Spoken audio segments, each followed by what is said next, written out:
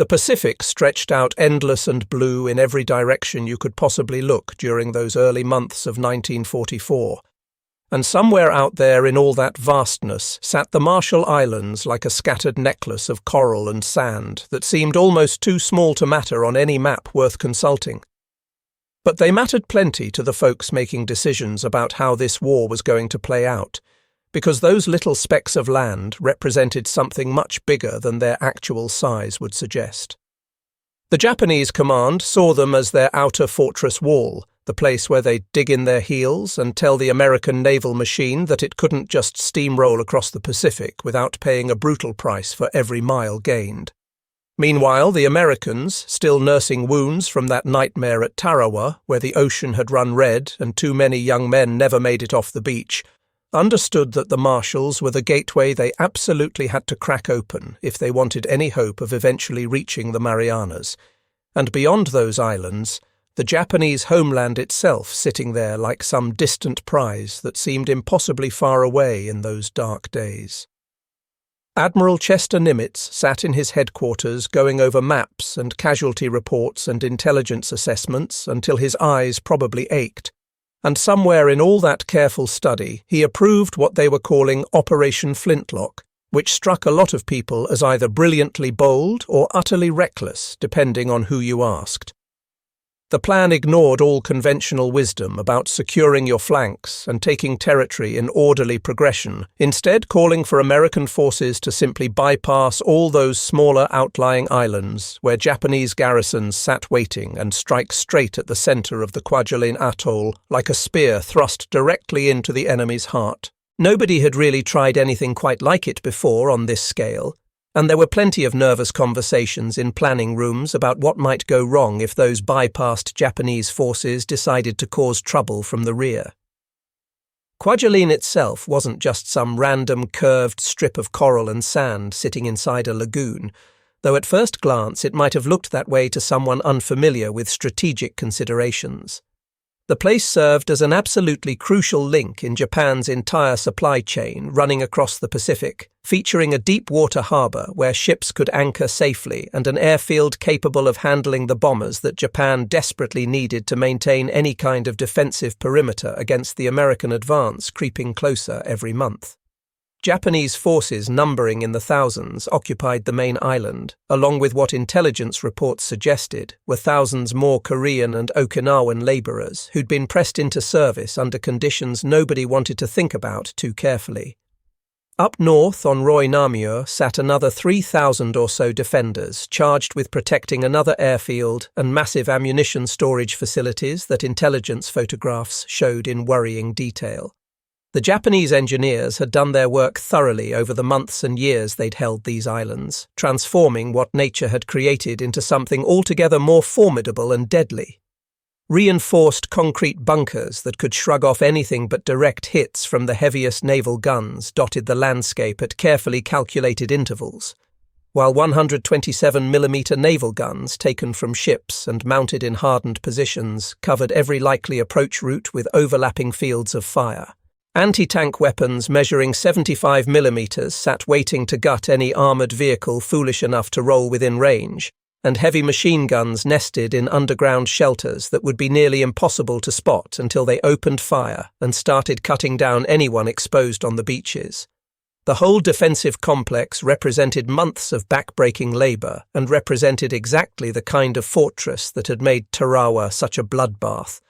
And Japanese commanders had sent down orders from on high that every man was expected to fight until his last bullet was fired and his last breath taken, which signalled pretty clearly that this wasn't going to be anything remotely resembling an easy fight.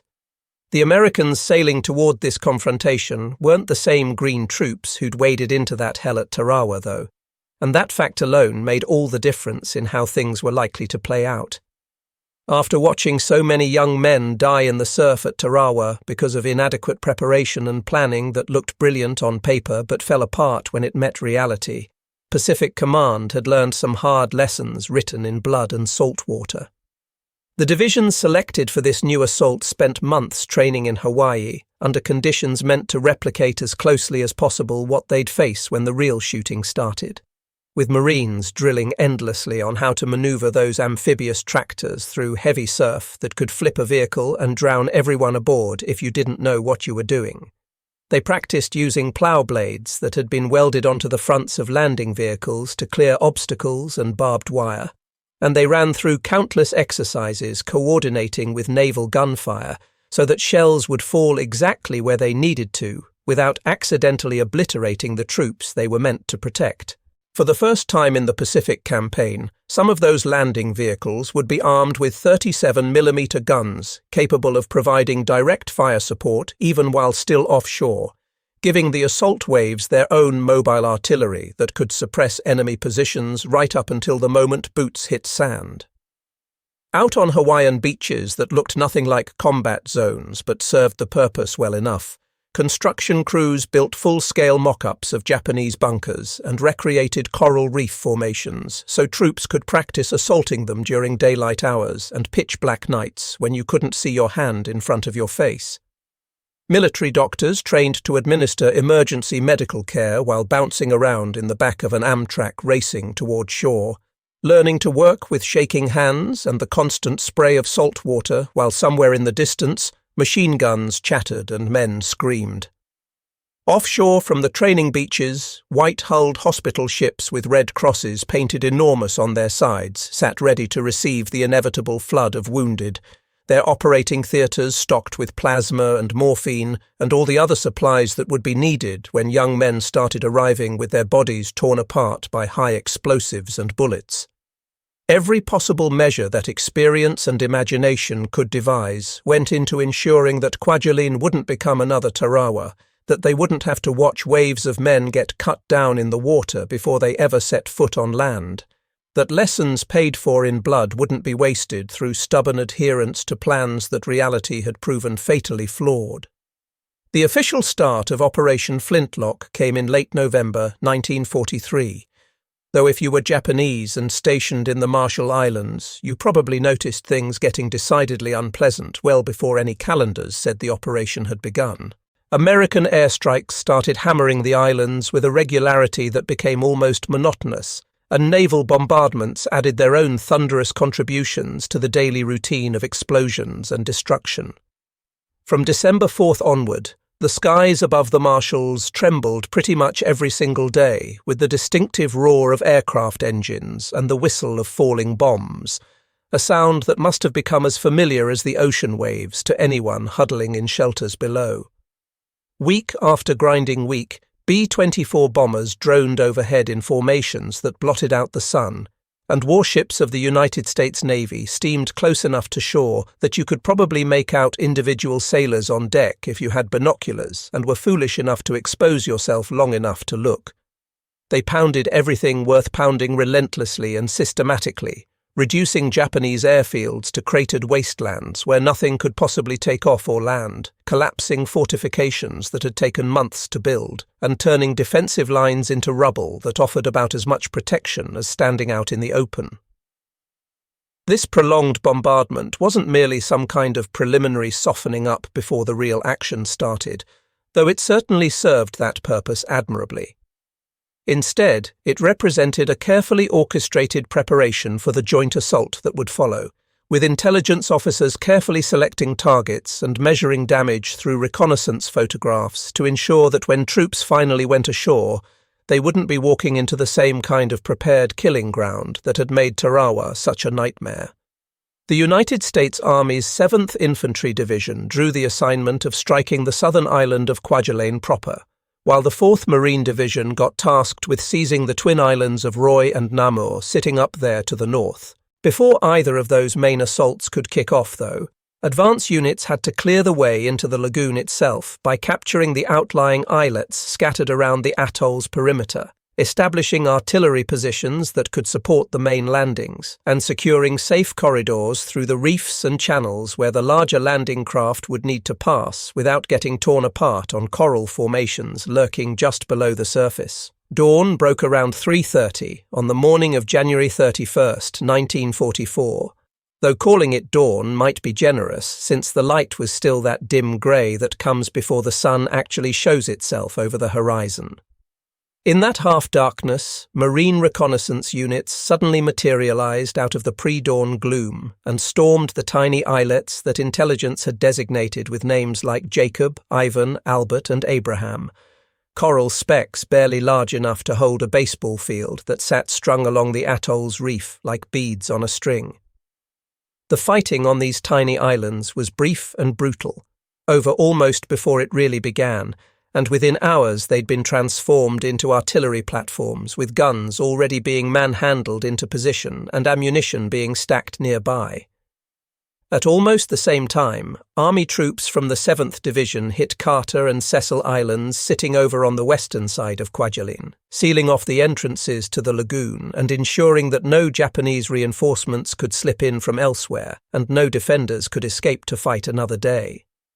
Once these preliminary positions were declared secure at exactly 6 o'clock in the morning with the kind of punctuality that military operations love, United States naval guns opened up with a bombardment that must have made everything that came before seem like a mere warm-up act. Salvo after salvo crashed down on Japanese defensive positions with the relentless rhythm of hammers pounding steel, and the noise alone probably would have driven men mad if they hadn't had more immediate concerns about staying alive. Throughout the entire day of January 31st and well into the morning of February 1st, the skies and seas surrounding Kwajalein shook with violence that defied easy description, the kind of sustained fury that makes you wonder how anything could possibly survive underneath it. Battleships and cruisers and destroyers belonging to Task Force 53 closed the distance until they were just a few thousand meters offshore, near enough that gun crews could practically make out individual buildings and fortifications, and they poured direct fire into enemy positions with an accuracy and intensity that previous generations of warriors would have found almost incomprehensible. Overhead, wave after wave of B-24 Liberators from airfields in the Gilbert Islands added their own contributions, dropping bombs that pulverized concrete bunkers built to withstand pretty much anything except what was now falling on them, leveling the airfield on Roy Namur until it looked more like the surface of the moon than anything you could land an aircraft on. Ammunition dumps and fuel storage facilities detonated in spectacular explosions that sent towering columns of fire and smoke climbing thousands of feet into the tropical sky, blast waves radiating outward and tearing apart defensive positions that had the misfortune to be nearby, silencing machine gun nests and anti-aircraft positions in sudden violent instants. Lieutenant General Holland Smith, who commanded the Marine Forces and had seen his share of naval bombardments over a long career, later admitted with the kind of honesty that brass rarely shows that he had never loved the Navy quite so much as he did watching them systematically demolish the beach defences that his Marines would have otherwise had to assault across open ground. For it was their precise and overwhelming firepower that transformed what should have been a fortified killing ground into something much more survivable, smashing bunkers and trenches and gun positions until the defensive complex that Japanese engineers had laboured so hard to create existed mostly as scattered ruins and smoking craters. On board the transport ships riding at anchor farther offshore, American soldiers waiting to make the assault felt the tremors ripple through the steel hulls beneath their feet with every salvo from the big guns, a constant reminder that the battle was getting closer with each passing minute. They knew the fighting was imminent in that way soldiers always know when their time is coming, could feel it in their guts and see it in the faces of the men around them, but few of them realized that much of the Japanese resistance waiting on those landing beaches had already been annihilated before they ever climbed down into their landing craft. They'd been told what to expect based on Tarawa and other previous assaults, had mentally prepared themselves for wading through surf while machine guns cut down the men beside them, but the reality they were about to encounter would be somewhat different thanks to that sustained bombardment that seemed like it might never end.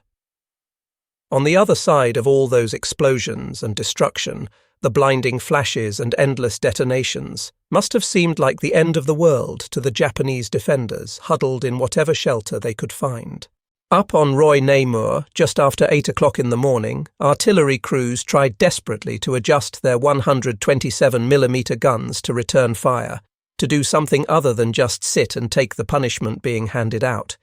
But all communication lines with headquarters had been severed by the bombardment, and they were operating blind, without any coordination or fire direction. Many of the carefully constructed bunkers that were supposed to provide protection collapsed under direct hits from naval shells, burying soldiers alive in darkness and crushing concrete, and young officers clawed at rubble with their bare hands trying to rescue trapped men, finding only blood and faint breathing that grew fainter with each passing moment. The defenders who survived that initial onslaught knew they were completely cut off from any possible support, that no air cover was coming because Japanese aircraft had been blown apart on the ground or driven so far back they couldn't reach the islands, that no friendly ships would arrive because American control of the surrounding waters was absolute and unchallenged. They had maybe a few days' worth of rations left if they were careful about rationing what remained, and ammunition that would run out faster once the real fighting started. But in the spirit of what they called gyokusai, the idea that it was better to die as shattered jewels rather than live with the disgrace of surrender, they carved farewell messages to families thousands of miles away into bunker walls using bayonets and pieces of shrapnel, gripped their rifles with hands that probably shook despite their best efforts to remain calm, and waited for the enemy to come finish what the bombardment had started. Meanwhile, aboard the American ships getting ready to launch the actual assault, many Marines found themselves genuinely stunned by the sheer destructive force of their own naval guns, watching each salvo shake the hulls they stood on and rattle cups across tables in the mess areas below decks. From the rails where men crowded to watch the preliminary bombardment, they could see black smoke and debris leaping skyward from islands that were being systematically torn apart, and some of them whispered to each other, wondering if anyone could possibly still be alive down there after absorbing that kind of punishment for hours on end. The air, even miles offshore, was heavy with the acrid blend of cordite smoke from the guns, burning oil from fuel dumps that had caught fire, and sea salt spray kicked up by the concussion of shells hitting water, while the thunder of the bombardment rolled across the ocean like an unbroken storm that showed no signs of letting up. Down in the south, the United States Army's 7th Infantry Division, under the command of General Charles Corlett, had drawn the mission of capturing Kwajalein Island itself, and Division Command split the assault force into 2 wings that would advance from different directions and hopefully catch any surviving defenders in a pincer.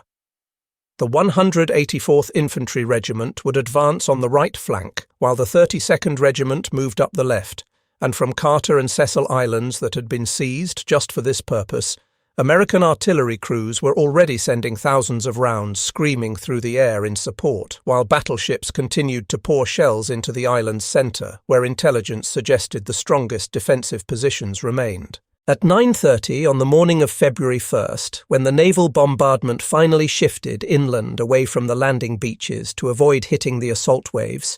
amphibious tractors loaded down with soldiers who'd been waiting for this moment with varying degrees of dread and determination crawled up onto shore, packed with young men who were about to find out whether all that training in Hawaii had prepared them for the real thing.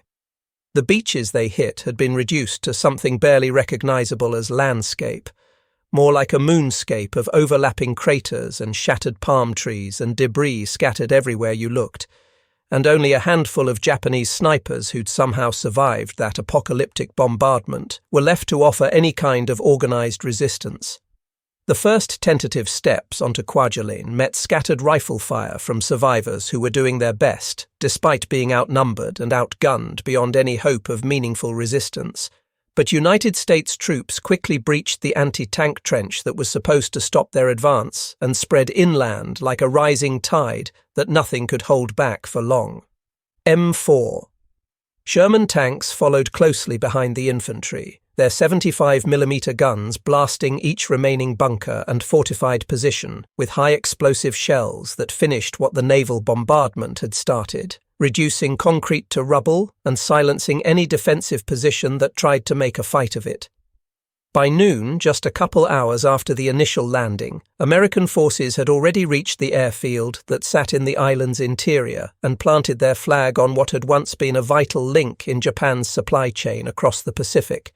a symbolic moment that photographers captured for newspapers back home, even though plenty of fighting remained. The battle for Kwajalein proper lasted another 3.5 days of grinding combat that moved yard by yard through the rubble, with scattered but occasionally fierce fighting that reminded everyone this wasn't quite the walkover some optimists had predicted.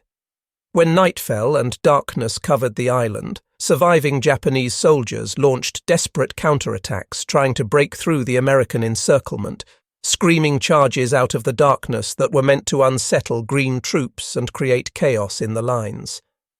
They were repelled each time with heavy casualties on both sides, machine guns and artillery cutting down attackers who showed incredible bravery even in a hopeless cause. But when daylight returned, the American advance continued with methodical determination. United States forces moved forward yard by yard, using flamethrowers that sent streams of burning fuel into bunker entrances, grenades that were dropped through firing slits, and white phosphorus rounds that created their own special kind of hell for anyone caught in the burning fragments. The island's maze of underground shelters and connecting tunnels prolonged the struggle well beyond what the initial easy landing had suggested, because you couldn't just occupy surface terrain and call it secured when enemy soldiers were still alive in bunkers beneath your feet. Many Japanese defenders refused to surrender even when their position became completely untenable, instead launching suicidal charges with bayonets fixed and no real hope of achieving anything except an honourable death, which in their value system meant more than survival as prisoners. By the morning of February 4th, the 184th Regiment had finally driven the last enemy forces into the island's final corner, where they had nowhere left to retreat, while the 32nd finished securing warehouses and barracks that would be useful once this place was converted into an American base. At 10:30 that morning, after a final flurry of fighting that left more bodies scattered on ground already soaked with blood, the last pockets of organised resistance were eliminated and Kwajalein could finally be declared secure. The casualty figures, when they were tallied up, reflected the overwhelming disparity in firepower and preparation between the two sides, with 177 Americans killed in action and roughly 1,000 wounded versus nearly 5,000 Japanese troops and Korean labourers virtually annihilated, with only a few dozen captured alive, most of those too badly wounded to fight or kill themselves. Intelligence analysts looking at the numbers estimated that somewhere between 50 and 75% of the Japanese defenders had been killed during that initial bombardment before the ground battle had really even begun, which validated the decision to spend days softening up the defences rather than just rushing straight in the way earlier operations had done. Meanwhile, up in the northern part of the atoll, the 4th Marine Division found themselves facing a situation that proved considerably more complicated than what the army encountered down south. Roy Island on the western side got assigned to the 23rd Marine Regiment, while Namur, sitting over in the east with its dense palm forests and heavily reinforced bunker complex, fell to the 24th Marines, who probably wished they'd drawn the other assignment. The original plan called for simultaneous landings at both islands starting at 10 o'clock on the morning of February 1st, but shortages of available amphibious tractors created complications since they only had about 20 of the armed LVTAs mounting 37mm guns. Someone in planning decided those precious armed vehicles should all support the landing at Namur, where intelligence suggested the toughest resistance waited, which meant Roy would have to wait its turn and make do with regular Amtraks once the armed versions could shuttle back from the first wave. In the meantime, while Marines waited to climb into their assigned vehicles, artillery positioned on those small islets captured earlier continued to pound both target islands with shells that kept Japanese defenders pinned down in their shelters, while carrier-based fighters patrolled the skies overhead, making sure no enemy aircraft could interfere with the landing operations. At 11:33, later than planned but still within acceptable parameters, the first Amtraks loaded with Marines from the 23rd Regiment surged through the waves onto Roy's beaches, while LCMs equipped with rocket launchers blanketed the shoreline with a devastating barrage that churned up sand and shredded vegetation and hopefully killed anyone foolish enough to be exposed. The armed LVTAs provided supporting fire as they approached, their 37mm guns hammering positions in the shattered palm groves that lined the beach, adding their contribution to the general mayhem and destruction. As the dust and smoke cleared enough to see where you were going, Marines splashed ashore through surf that was mercifully calm compared to what it might have been, crossed a 3-meter-wide anti-tank ditch that was supposed to stop vehicles but could be negotiated by determined infantry, and crawled over and around bomb craters filled with water that made the going treacherous. Within 20 minutes of hitting the beach, assault units reached what planners had designated Objective 01, just a few hundred meters inland, but representing a crucial first milestone in securing the island. Remaining defensive positions were systematically knocked out by Sherman tanks that had landed right behind the infantry, their precise 75mm fire reducing bunkers to rubble and silencing machine gun nests that tried to make a stand. Captain Scales commanded one of the lead companies and had steeled himself mentally for heavy resistance based on intelligence briefings and his own combat experience, but instead encountered only a few isolated snipers firing from atop collapsed bunkers, desperate men who knew they were doomed but were determined to take a few Americans with them before the end came. By late afternoon, when the sun was starting its descent toward the western horizon, the cruiser Santa Fe added its own contribution by shelling what planners called the Nut Circle Defensive Complex, sitting in the island's center, allowing infantry to capture the airfield and warehouse areas that would be valuable once this place was turned into a forward American base. During this advance across Roy, Private First Class Richard Anderson saw a Japanese grenade land among his squad mates,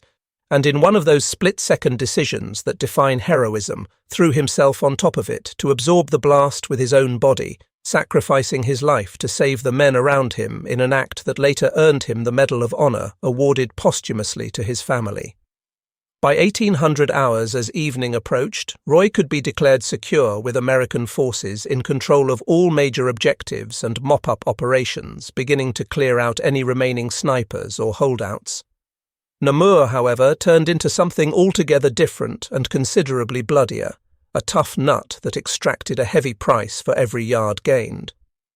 As Marines from the 24th Regiment crossed the anti-tank ditch and pushed into the shattered palm forests that covered much of the island's interior, they found themselves drawn into a nightmarish labyrinth of debris and fortified bunkers where visibility dropped to almost nothing and death could come from any direction. Individual units lost contact with each other in the chaos and confusion. Radio communications broke down or became garbled, and Japanese fire seemed to come from everywhere at once, with machine guns positioned to create interlocking fields of fire that caught Marines in deadly crossfires. Every single step forward through that hellish landscape cost blood, with men falling wounded or dead, and their squad mates having to keep moving forward because stopping meant dying right there.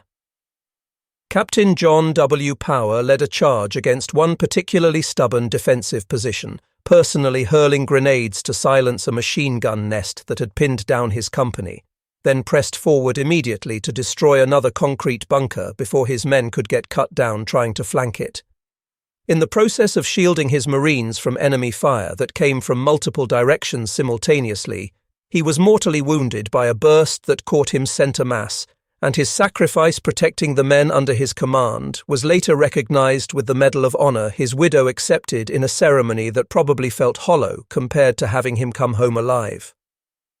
On Namur, every single yard gained felt like it was bought at a terrible price in American blood, with combat engineers setting demolition charges to clear obstacles while under fire, struggling with barbed wire and fallen palm trunks that tripped advancing troops and made every movement awkward and exposed.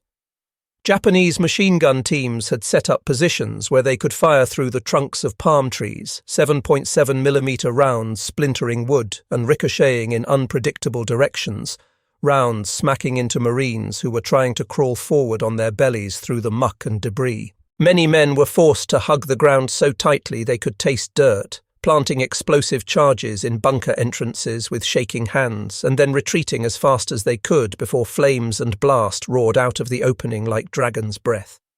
Sweat poured into eyes and mixed with grit and coral dust to create a blinding paste that men had to constantly wipe away just to see what was right in front of their faces, and the tropical heat made every piece of equipment feel twice as heavy as it should. For many of these young Marines, this represented their first taste of genuine sustained combat rather than training exercises where you knew nobody would actually die, and quite a few admitted later that they fired their weapons with their eyes squeezed shut, only daring to look once the gunfire had stopped and they could assess whether they'd hit anything. On the afternoon of February 1st, while fighting raged across Namur, a tragedy struck that nobody had anticipated despite all the careful planning and preparation. An American engineering team was systematically demolishing what they thought was just a warehouse structure along what maps designated as Nut Lane, not realizing that Japanese forces had been using it to store torpedo warheads in quantities that should never have been concentrated in one location. The explosion, when it came, erupted like thunder straight from the sky, sending a towering column of fire and smoke climbing so high into the atmosphere that sailors on ships miles offshore stopped what they were doing to stare in shock at the mushroom cloud rising above Namur. The shockwave radiated outward with enough force to literally pick Marines up and hurl them through the air like rag dolls, killing 20 men instantly and wounding over 100 others with shrapnel and concussion injuries and burns from the blast wave. For several long minutes, the entire assault operation stalled completely as survivors tried to process what had just happened, debris continuing to rain down from the sky, while cries of agony filled the air from wounded men scattered across a wide area. Officers scrambled to regroup their shattered units, organize evacuation of casualties who were scattered everywhere, and reorganize their forces amid scenes of utter devastation that looked more like an artillery barrage had hit than a single explosion. During the long night that followed from February 1st into February 2nd, surviving Japanese defenders on Namur launched infiltration attacks and small-scale banzai charges against American positions, trying to create chaos and fear in the darkness when seeing your enemy became almost impossible. In the pitch blackness broken only by muzzle flashes and the occasional flare, silhouettes carrying bayonets and swords suddenly appeared out of nowhere and dashed forward screaming, and rifle fire mixed with shouts of alarm and rage and pain as men fought at close quarters. In one foxhole where exhausted Marines were trying to catch whatever rest they could, a grenade suddenly rolled among them out of the darkness, and Private Richard Sorensen, without any hesitation whatsoever, threw himself on top of it, his body absorbing the blast and saving 5 other men who would have been shredded by fragments, another act of incredible valor that earned him the Medal of Honor awarded when it was too late to thank him personally. When dawn finally broke on February 2nd, bringing light that let men see what they were shooting at, the enemy launched their largest coordinated banzai attack of the entire battle, hundreds of men screaming and wielding blades and bayonets charging forward into barbed wire in a desperate attempt to break through American lines. Machine guns and artillery cut them down in windows, creating a horrific scene that came to be known as Banzai Trail, where bodies piled up so thick you could barely see the ground beneath them, a grim testament to desperate futility when courage alone isn't enough to overcome firepower. In those tense, dark hours, Navy corpsmen attached to Marine units worked with tireless dedication despite their own exhaustion and fear, binding wounds while listening to the moans and cries of wounded men all around them in the darkness, trying to do their jobs while mortars fell randomly and snipers took shots at anything that moved. Many of the wounded cried out for doc, using the universal Marine term for medic as shrapnel pierced deep into flesh and bone, and stretcher teams crawled on their bellies under fire to pull casualties back toward improvised aid stations that had been set up beneath whatever cover could be found.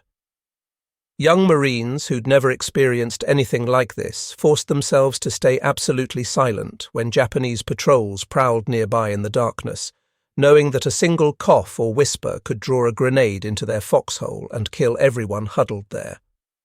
The air hung heavy with the coppery smell of blood mixing with the medicinal odor of antiseptic, and sudden tropical rainstorms plastered clothes to skin and added misery to exhaustion as men shivered in their holes waiting for dawn. On February 2nd, with daylight allowing better coordination and visibility, Marine commanders ordered a final pincer assault designed to crush the last organized defenders on Namur between 2 converging prongs of attackers.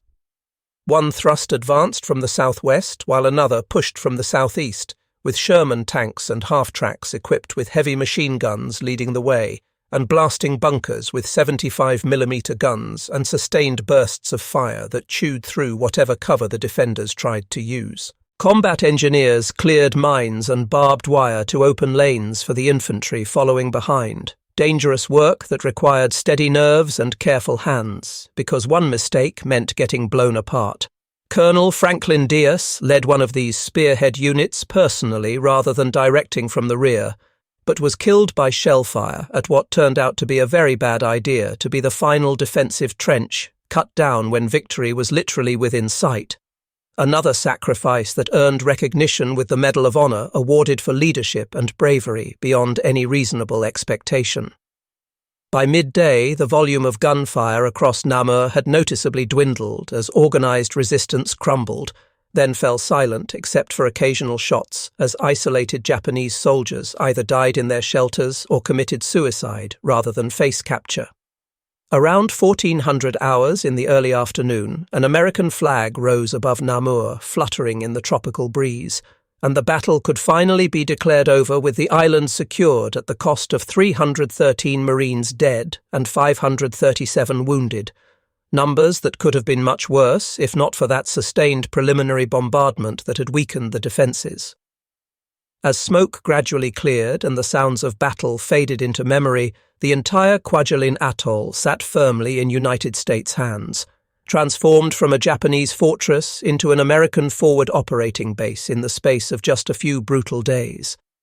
The immediate aftermath presented scenes of utter devastation, with charred palm trees leaning at crazy angles, shattered bunkers split open to reveal the dark spaces where men had died, and beaches littered with the wreckage of war scattered everywhere you looked. Army and Marine engineers wasted no time converting Roy Namur into a forward airbase capable of supporting the next phase of operations, and within just a few days construction crews had B-25 Mitchell bombers and fighter aircraft flying missions from runways that had to be repaired and extended to handle the increased traffic.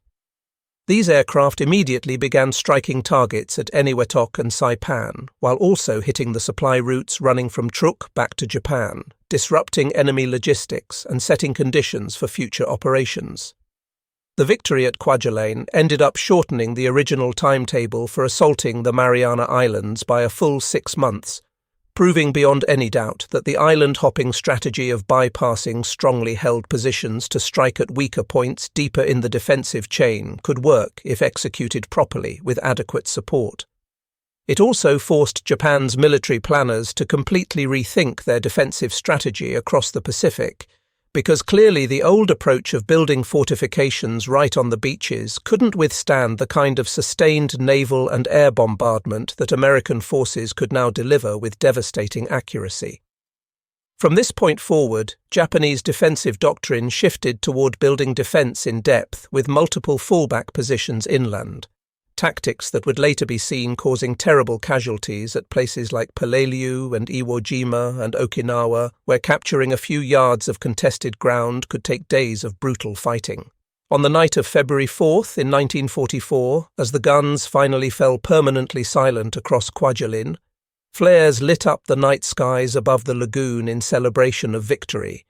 while down on the beaches, American soldiers and Marines used those rare, quiet hours to bury their dead comrades in the sand, simple graves marked with rifles stuck bayonet first into the ground and helmets balanced on top. Others held memorial services at sea from the decks of ships, and the tolling of bells from hospital ships blended with the endless sound of waves lapping against coral to create a scene that felt both solemn and deeply haunting in ways that stuck with witnesses for the rest of their lives.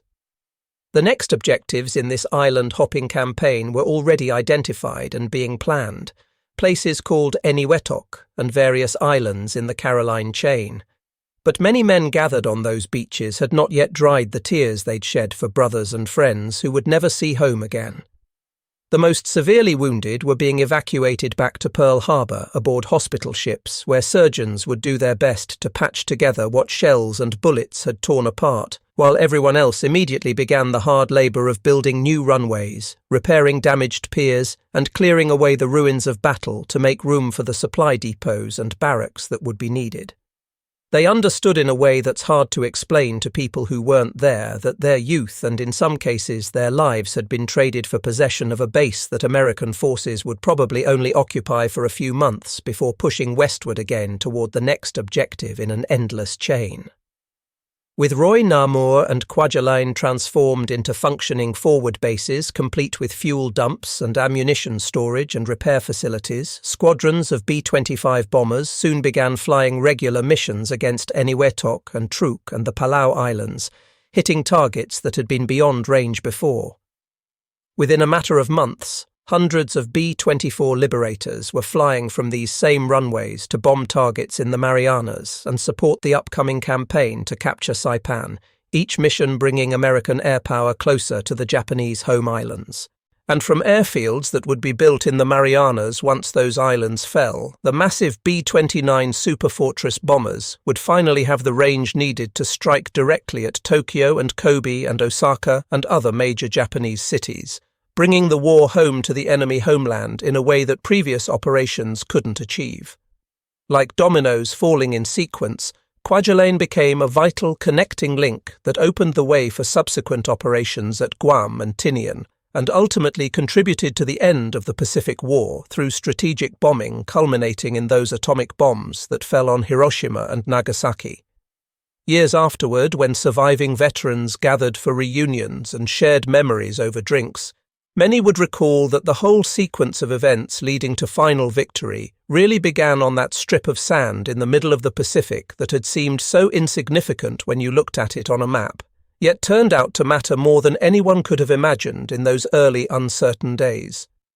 Yet behind all the celebration of tactical victory and strategic success lay the thousands of people left unremembered and unburied, the human cost that never makes it into the official after-action reports.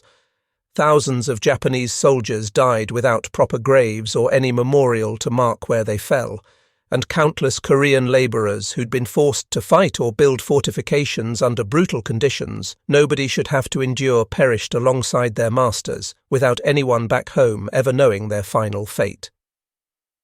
As American troops methodically cleared bunkers room by room after the fighting ended, they found personal diaries filled with expressions of homesickness and apologies written to families sitting thousands of miles away who would never read these final thoughts. Some Marines kept small mementos they found, a handkerchief embroidered with Japanese characters, a tattered kimono, a half-empty packet of cigarettes. Whatever personal items seemed to capture the humanity of the men who'd fought and died on the other side of the wire. Whatever uniform they wore or flag they served, these dead were victims of a war that had been started by leaders and madmen far beyond their control. Decisions made in Tokyo and Berlin and Washington that determined the fates of young men who mostly just wanted to go home to their families. The battle for Kwajalein represented far more than just another tactical triumph to add to the growing list of American victories across the Pacific theatre.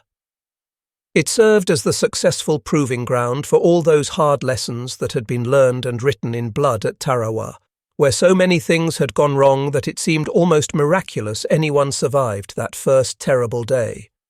Now amphibious tractors and tanks and coordinated naval gunfire worked together in seamless coordination like a well-oiled machine, each component supporting the others in ways that training and bitter experience had refined. Artillery was pre-positioned on small captured islets specifically to provide direct fire support during the assault. Naval gunfire pressed close to the beaches to suppress defences right up until the moment troops landed, and air power delivered unbroken bombardment that left enemy fortifications in ruins before the ground battle even started. These tactical and operational innovations that were tested and proven at Kwajalein became the standard blueprint that would be followed throughout the rest of the Pacific campaign, each subsequent landing building on lessons learned here and elsewhere. The individual stories of men like Richard Anderson and John Power and Richard Sorensen and Colonel Diaz became enduring symbols of the kind of sacrifice and valor that defined this generation of Americans, Young men who threw themselves on grenades to save their buddies or led charges into murderous fire, because that's what the situation demanded, and someone had to do it. And on that quiet night after the guns fell silent, as warm Pacific waves lapped gently against the coral shores of Kwajalein and stars emerged in skies no longer filled with smoke and fire, their collective vow still echoed across the water.